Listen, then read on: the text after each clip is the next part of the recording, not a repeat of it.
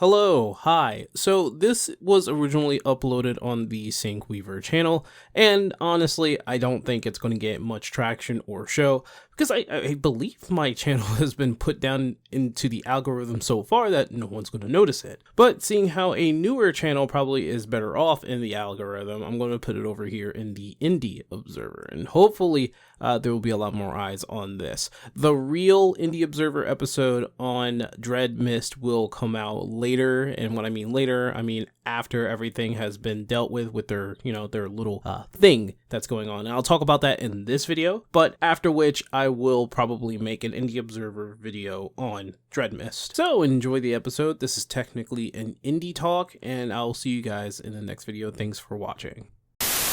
There are not too many times where I cannot recommend a game at all, but unfortunately today is that day. Now technically this would be uploaded over on my other channel, the Indie Observer, where I just talk about indie games. But if you guys are interested in me just talking about indie games, yeah, please subscribe over there. I'm trying to get over to 1,000 subs. This is the first goal. See if you guys can help me out. You'll certainly get a lot more videos over there than over here. Anyway, this is something that I have to talk about due to the fact that I actually like the game. And since it is about an MMO, I thought I could put it over here since this channel is mainly about one MMO. Today we're going to be talking about Dreadmyst and why I cannot recommend the game for anybody at this moment. Now, a little bit about the game. It is absolutely an old school style of game. It banks on the nostalgia of those who played MMOs of the past. Just taking a look at the gameplay, most of you are probably put off by it because of just how old and how retro it looks. But the thing about Dreadmyst is that it is a pure based example of an MMO that is just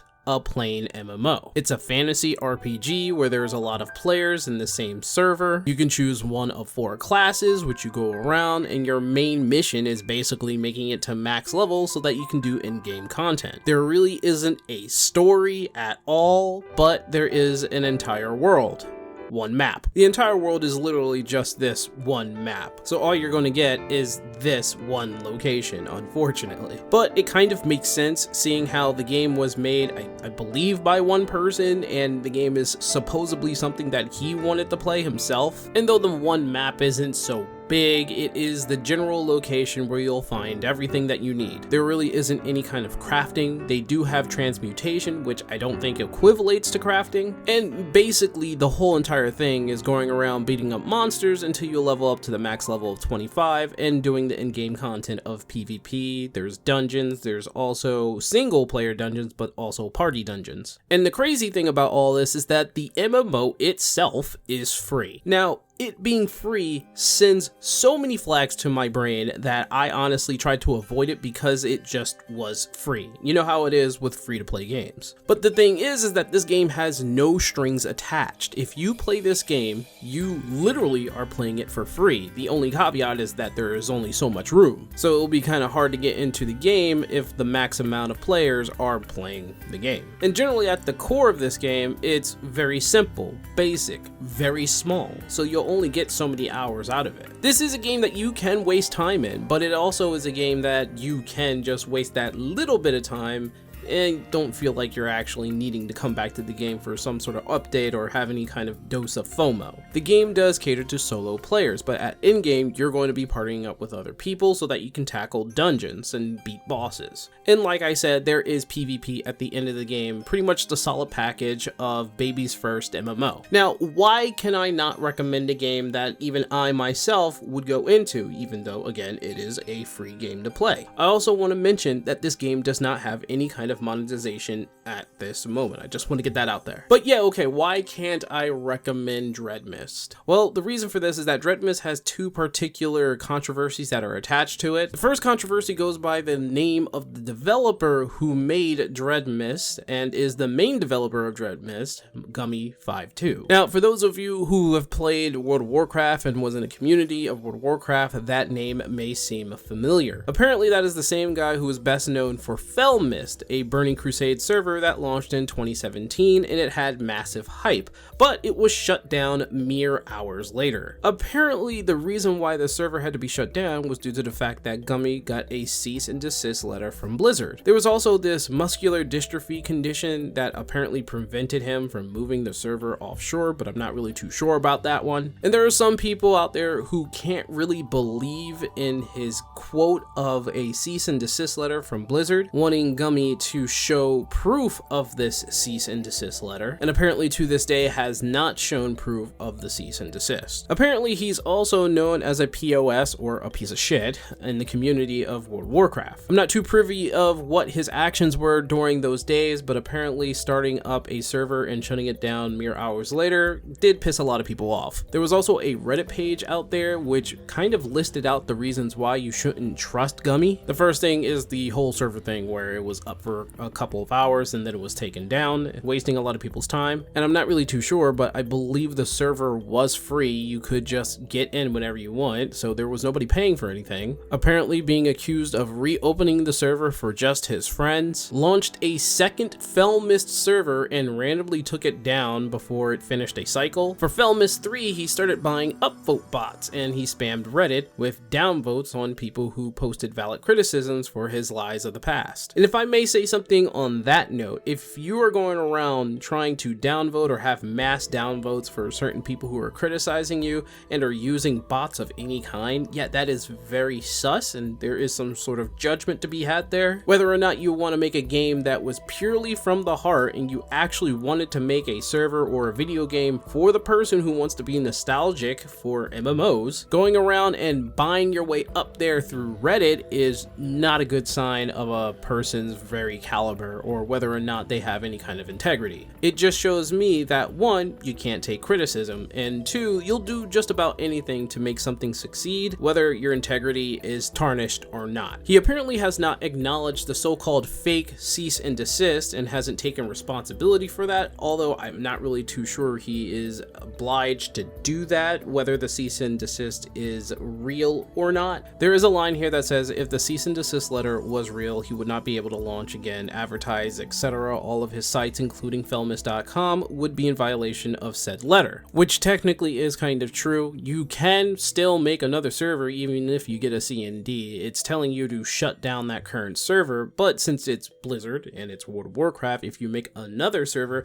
you're running the risk of being sued. So opening up another server after you got a CND from Blizzard is kind of odd and strange, because like I said, a CND is basically asking you in a legal way to shut down or stopping whatever you're doing, because the ramifications is that you could be sued if you do it again. Now, I don't have any information or history on Dreadmyst or Gummy from back in the day with World of Warcraft, but it does seem like there are a lot of videos and information out there if you guys want to do research for yourself. What I can tell is that a lot of people were disappointed at the fact that Dreadmyst was shut down, and because of that, a lot of people have certain, well, opinions of Gummy and Dreadmyst. Now, let's get to the second reason why Dreadmyst was taken down, and that's due to the fact, and this is actually the real reason why it was shut down, it was because it had stolen assets from another MMO. For those of you who do not know what Aeon is, well, you probably do because Aeon 2 came out, but Aeon 1